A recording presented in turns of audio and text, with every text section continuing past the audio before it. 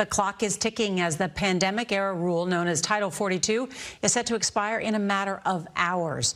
The Border Patrol chief telling CBS News tonight 60,000 migrants are waiting near the U.S.-Mexico border in hopes of seeking asylum once the deadline passes. U.S. Customs and Border Protection say they are beyond capacity from California to Texas and are currently holding around 25,000 migrants at its facilities. And we've just learned from an administration official that thousands of migrants were expelled today, some flown out of the U.S. De esta manera corriendo, cargando a sus hijos, bolsas de ropa, maletas, van corriendo rumbo a la coloma del puente donde se encuentra ya el antimotines del CBP esperándolos. Familias, niños, algunos jóvenes acaban de ingresar de manera ilegal al puente Santa Fe de esta manera.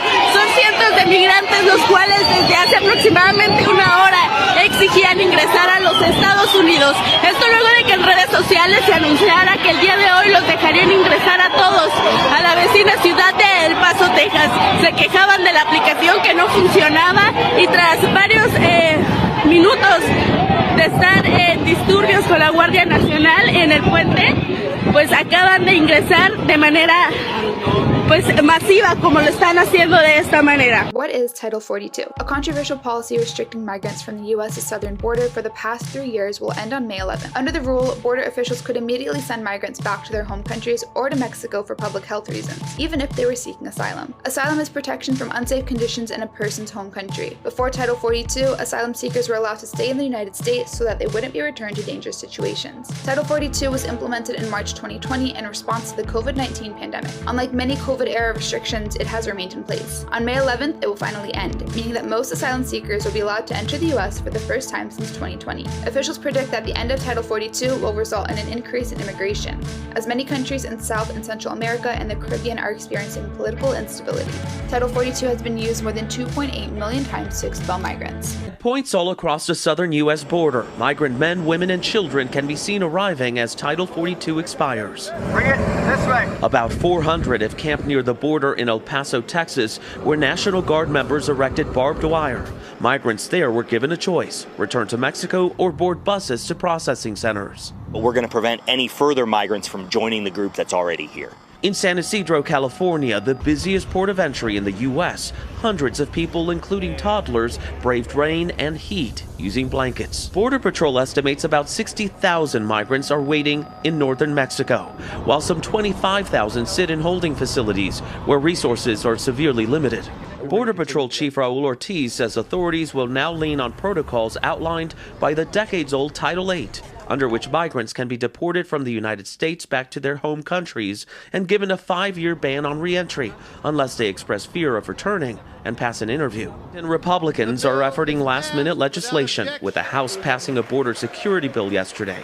But the Democratic Senate majority calls it dead on arrival. The White House produced no plan, missed the deadline, and bumbled into another crisis. Brothers and sisters crossing the southern border right now, do not fucking come, bro. I don't know what the fuck y'all been watching, but they are trafficking your children. They are separating you from your fucking families.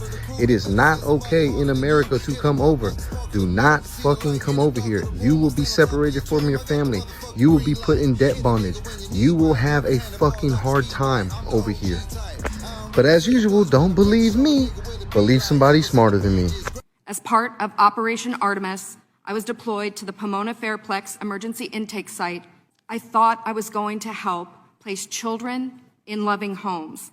Instead, I discovered that children are being trafficked through a sophisticated network that begins with recruiting in home country, smuggling to the U.S. border, and ends when ORR delivers a child to a sponsor. Some sponsors are criminals and traffickers and members of transnational criminal organizations.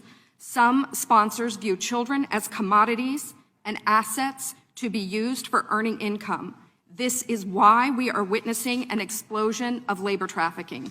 So I want to tell you some of what I witnessed personally at the Pomona Fairplex. I saw vulnerable indigenous children from Guatemala who speak Mayan dialects and cannot speak Spanish. That means they cannot ask for help in English. They cannot ask for help in Spanish. They become captives of their sponsors. I saw sponsors trying to simultaneously sponsor children from multiple ORR sites at one time. I saw sponsors using multiple addresses to obtain sponsorships of children. And I saw numerous cases of children in debt bondage, and the child knew they had to stay with the sponsor until the debt was paid. Realizing that we were not offering the children the American dream, but instead putting them in modern-day slavery with wicked overlords was a terrible revelation. A terrible revelation. For all my brothers